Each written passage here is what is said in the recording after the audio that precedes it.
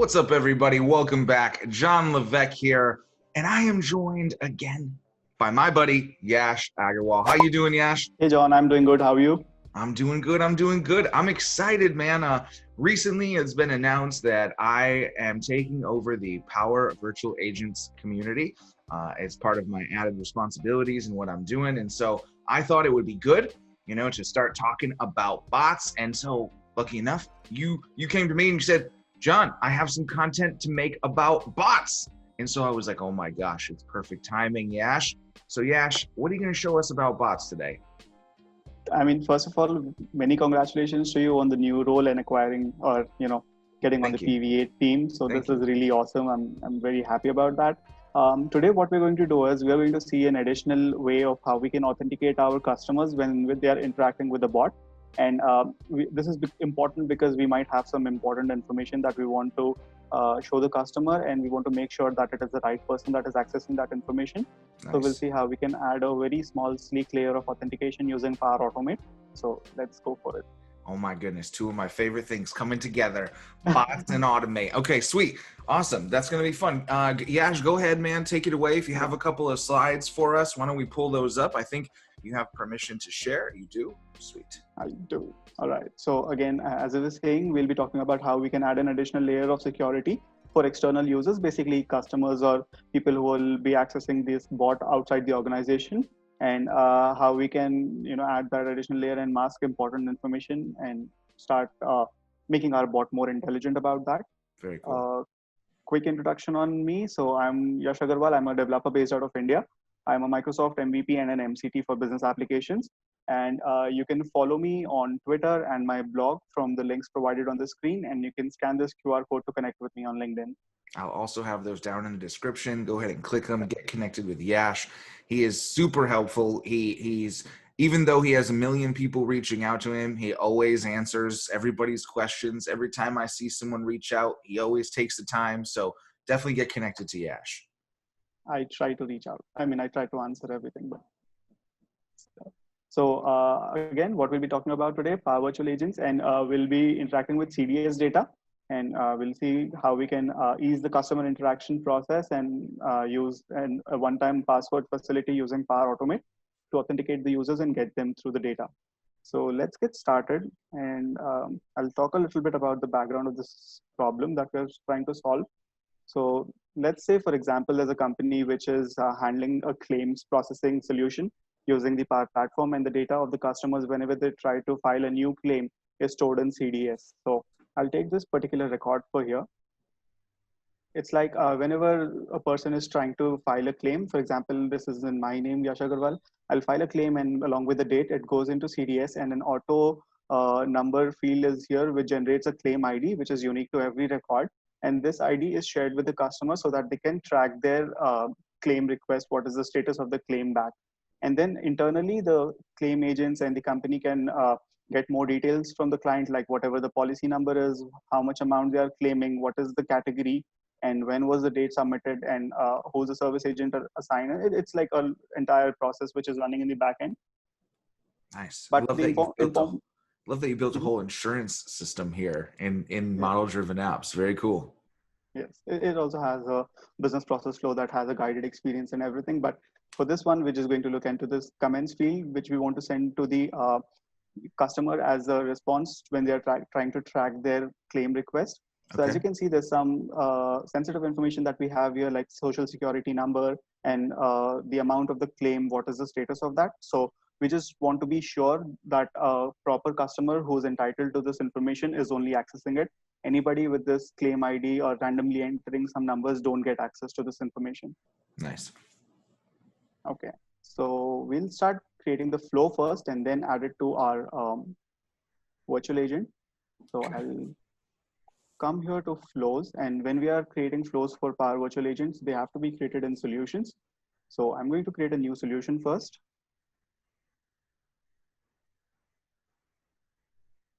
And assign it to publisher, create. Man, it was so fast. It was like, pow, pow, pow, pow. Hardly even showed up on the screen. And then we're going to add a new flow here.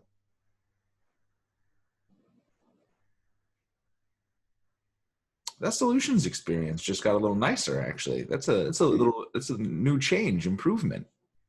Totally. And this time I'm going to select this Power Virtual Agents connector for the trigger. And we have this trigger that when a Power Virtual Agents calls a flow, I'll configure an input over here, which is of type text, and we'll name it as claim ID. So we want to get this claim ID from the customer when they're interacting with the bot. Once we have the claim ID, I'm going to add an action to get records from the CDS. So I'll look for the Common Data Service connector and select list records action. And so a lot of my viewers are going to be more familiar with SharePoint.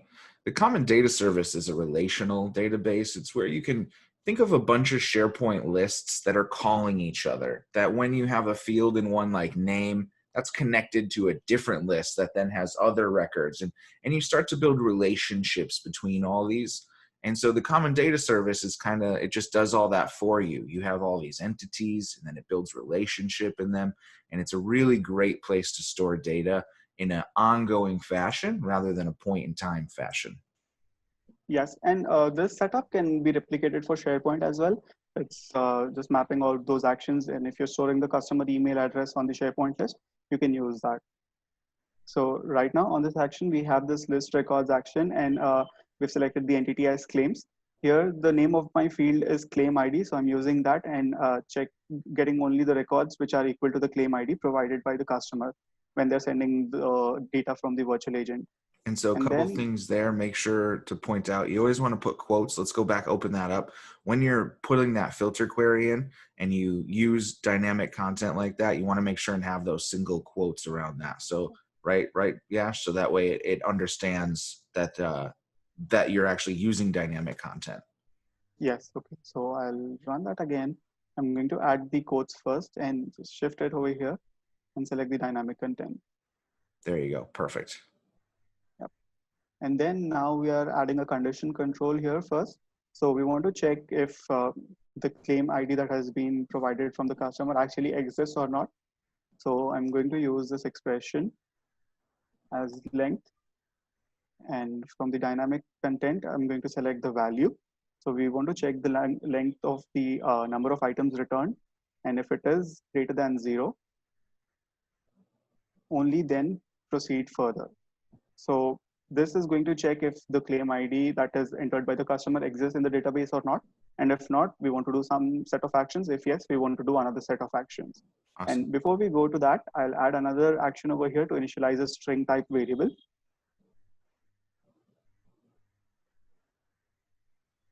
And let's name it as response.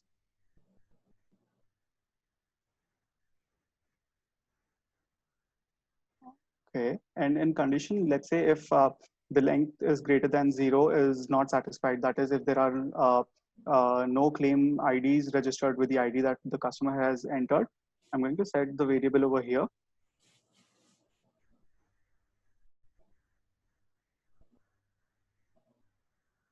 Response as the claim ID.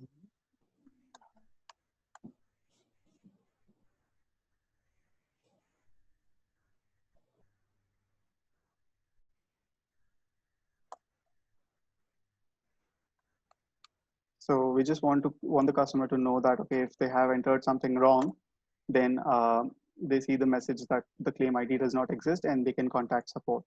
Okay. And so we're going to hand that back to the virtual agent through the variable. Yes. Okay. And then if it is a yes, so another set of actions here. Now what I want to do is, again, look for the Common Data Service connector, and this time get a record. I'll select the current environment from here. If it loads. Yeah. And the entity that we're looking at is contacts. So in our form over here, the client is basically the contacts lookup field that we're using. So every time we want to get data from a lookup field, you're going to have to add an action and pass the record identifier. Okay. So here I have client, but then it's like if I'm going to select this, it is going to add this entire thing into an apply to each loop. So to prevent that, I'm going to again use the expression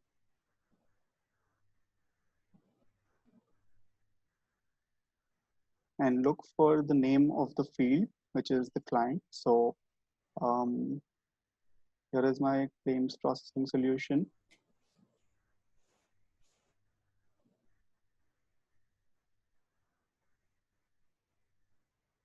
All right, so he's going into his entities here in the common data service to actually try and find a field name. It's like we cannot use the display name for the OData query. So that's why we are going to use this one. And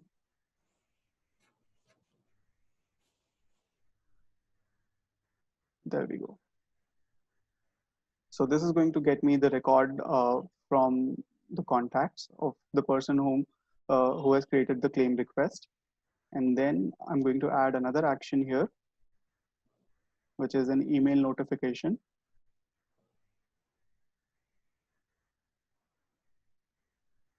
Nice. So Yash is using the email connector here that doesn't come from him. It comes from the Microsoft Flow service. Pretty soon, hopefully, it'll change to the Power Automate service mail account at some point. Yes. And we'll select this email record. So this is the email of the customer. And then we'll name the subject as OTP, which is a one-time password for getting claim status. And what I'm going to do is I'm going to add a compose action here.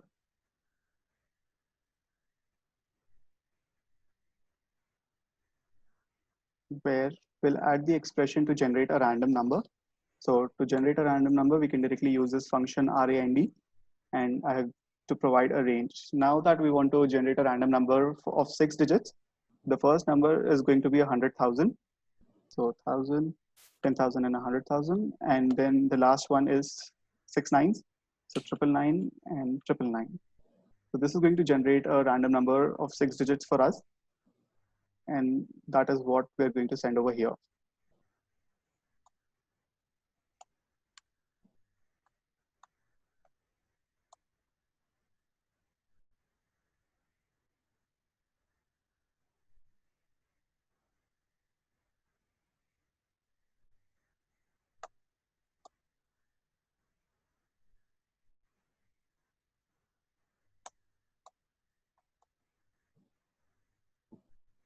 Nice.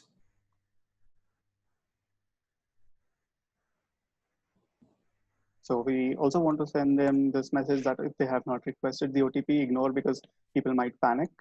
Mm-hmm. And I'm going to add another variable here, which is set variable and response. And then I'm going to say an OTP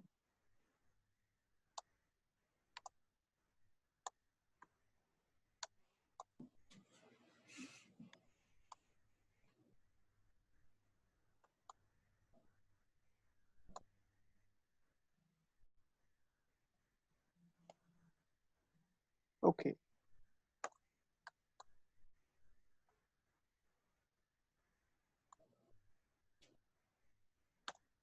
Now that we have this set up, I'm going to add another action, which is sending a response to the virtual agent. So I love these new actions, how easy it is now. No more HTTP. yes. It's much nicer. And let's name this as response. And I'm going to add the variable over here. There's another output that we have to provide, which is the OTP. So I'll name it as OTP generated. And the value is going to be from our compose action. Okay, that should be outputs. And this is going to send these two responses from this flow to our virtual agent. And I'm going to name this as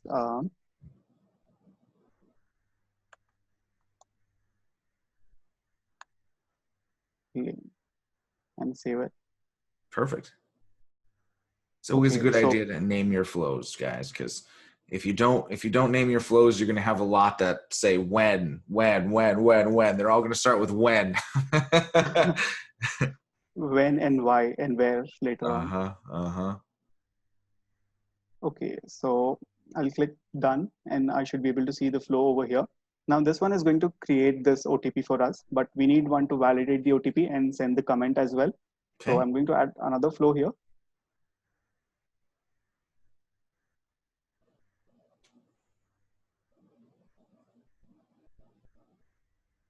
And this one is again going to be triggered from virtual agents. And this is when the customer is going to enter the OTP. So I'll name the property as customer OTP, and you're going to get it from the customer. And then there is the generated OTP. And finally, there's this claim ID. So we have 3 inputs over here. And then a new step where we are going to look into the common data service. Okay, so before we do the common data service part, first I'll initialize a variable again for the response. Okay. And this is of type string. And I'm going to add a condition first. So we're going to compare the OTPs entered by the customer. So the customer OTP, if it is equal to the generated OTP, only then it is going to provide with the information. If not, we're going to send a message that the OTP was wrong. Got it. Nice. So I'm going to do a set variable here.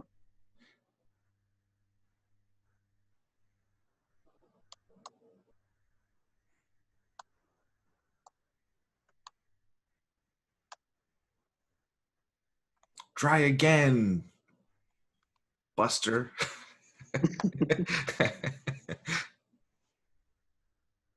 And then over here, we're going to do this common data service part again. So list records first. Okay, and so now, also real quick, I just want to point out one thing. Go back and pull up the common data service one more time, because there is 2 common data service connectors, and I don't think we spoke to that yet. And I just want to make it very clear, which one are you using? Okay, so there's common data service current environment, and Yep. then there's the regular common data service one. So we are using the regular one. Okay, perfect. So I just want to make sure, if you're running into problems and you're like, mine's not working this way, that could be your issue, the other common data service connector. It's like both the data connectors are kind of same, but they're not same. The data types returned are a little bit different. So I prefer working with this one, so it's like easier. This one will go away at some point. This is the one that's going to go away, unfortunately. Okay. And again, in the filter query, so the name of the field and the claim ID here. And once we have that. Oh, I said in between the quotes. Yes. Yeah. Again, set variable, and we'll say, thank you for your patience, because I mean, it's a tedious task for some people to enter the OTP. I mean, yeah, you got to open your email, you got to get the number, you got to come back, you know. I mean, it's not perilous, but it's annoying sometimes. Yeah.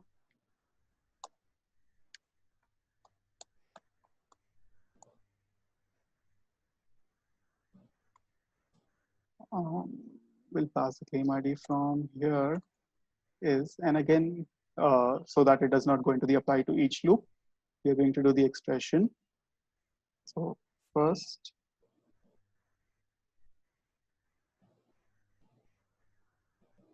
of value, and then question mark, square brackets within the quotes. The name of the field is ETD underscore something. comments. Keep it simple. There you go. Okay. And now keep in mind, his environment is by the devs, and so his names are all BTD. Yours are going to be different. And so again, if you're wondering, oh, why aren't mine BTD? Why are mine different? It's because your environment name is different, and your what's the word I'm looking for? Not suffix. Prefix It's is the different. prefix, yes. Yeah, thank you. So it's like you can go to the entity and look for the name over here. Yep. So coming back to the flow, support. That's it. And then finally we return a response. So I'm going to look up our virtual agents again.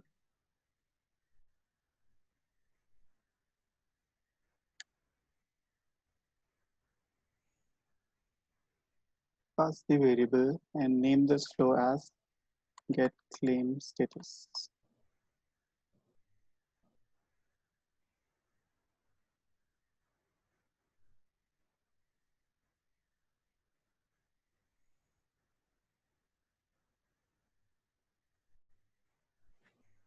All right.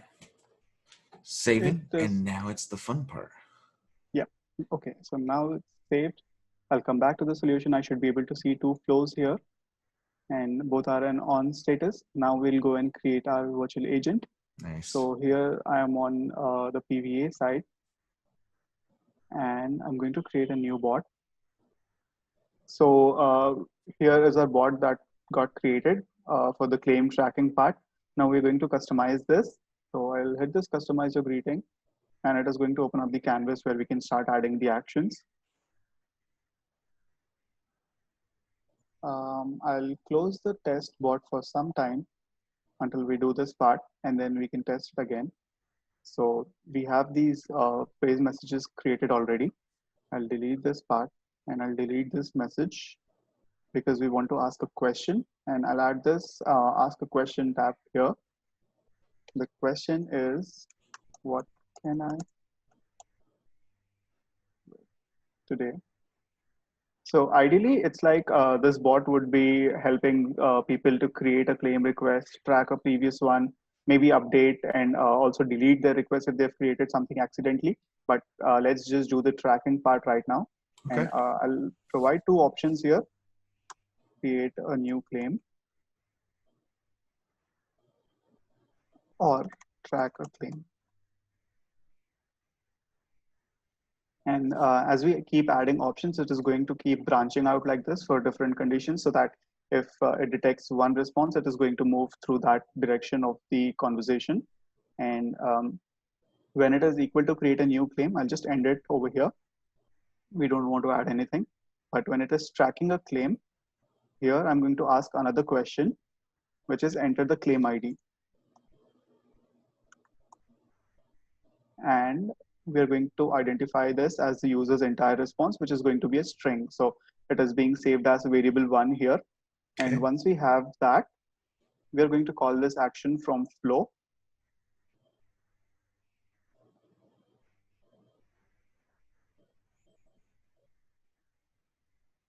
All right. And it is generate OTP for claim. This is the flow that we created for generating this OTP when it is going to get the claim ID and in the email and everything. So I'll come back here. I'll select the variable which needs to be passed, which is var1, which consists of the claim ID. And once we have this claim ID, this flow is going to send a 6-digit code to the customer, and they can enter that 6-digit code as an OTP to proceed further. So once we have this action configured, I'm going to ask another question. Or rather, what we'll do is delete this. I'll come back to my flow here. And as you can see that we are checking if there's any records that have been returned, and only if it is returned, then we are going to show them that, okay, there are records, now you enter this claim ID. But if there's nothing, then we want to end the conversation. So I'll copy everything from the response when there is nothing returned and add a condition over here, which will say that if response is equal to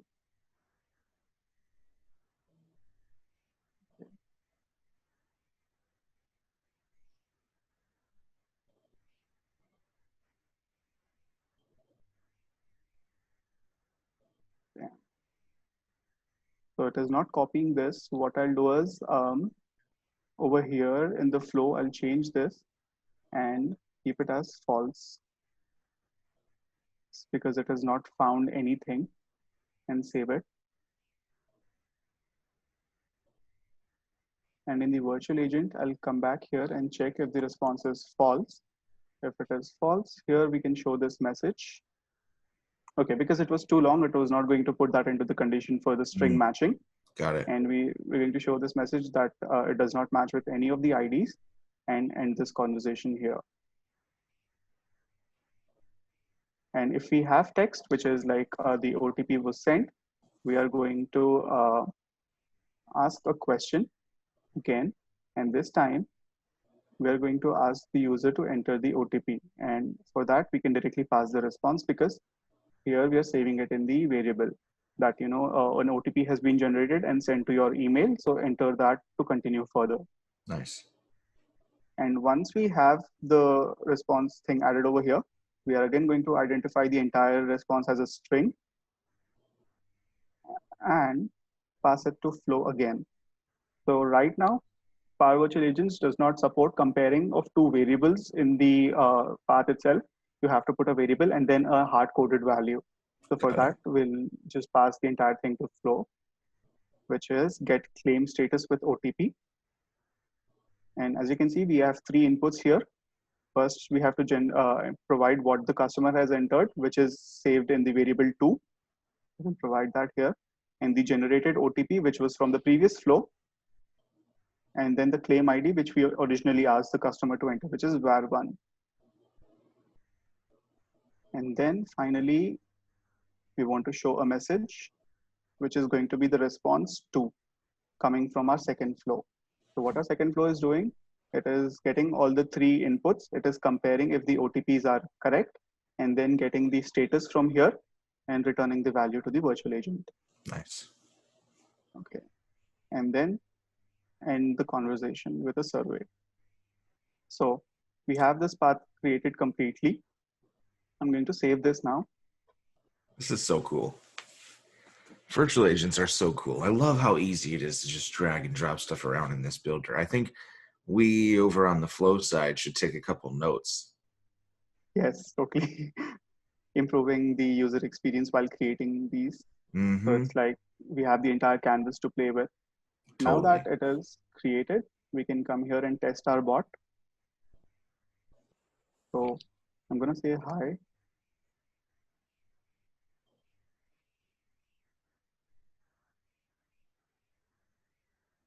And I'm going to track a claim. So it's asking me to enter the claim ID. I'll come back to my model-driven app here, and I have this claim ID as CLM-1000. So I'm going to enter that. And that's good. You're looking up the record for you, not looking at other people's info. Yeah. And by the way, that's a joke. This is all dummy data, just FYI. Okay, so it has run this flow, and OTP has been sent to my registered email address. I'll come to my email here, which was supposed to be here. Okay. And as you can see, it has sent this OTP to me. I'm going to copy over this number and paste it. And then the second flow is going to kick off, which is going to validate this OTP and get the status for me. So the validation is in process, and it says, okay, the current status of the claim, which is CLM-1000. And then there was this information that we had in the comments box, which is the social security number and what is the status of the claim. And for any other information, you can contact support. Boom. Yeah. Dude, that is so cool. Okay, so now run it again and give it the wrong pin. Let's just see. Yes. Let's just see it like not do its job as well. I think that's always fun. Yes, I guess it's still going to do its job. It's just going to route us down the other path. Yep. And we are back again here. I'm going to track a claim. And so the cool part about this now is like you did this again. It's actually going to give you a brand new pin again, right? Yes. It's going to generate a brand new one. Nice. Yes. So it's like it's associated with the individual flow runs. So every time that you want to access this information, the pin will be generated again. Got it. As you can see, it has sent another email here. Yep. I have it, and I'm going to copy over this. But let's remove 5 and enter, Yep. let's say 7. Perfect. And enter. So it says that the OTP is incorrect and you can contact support for further details. So cool, man. So cool. That is awesome. Man, the power of flow and virtual agents coming together is just so cool. This gives me, I mean, think about it, right? Medical offices now suddenly can begin to secure information in a bot. I mean, legal records. I mean, there's so many things where we won't communicate sensitive information because Yes. we want to make sure to be able to authenticate users. And what a cool way to use the platform, to use the tools we already have to stitch something like that together, man. Awesome, Yash. Totally. And this one is right now for emails only. Similarly, you can replicate it for SMS also using premium connectors. So you just send this OTP as an SMS and an email.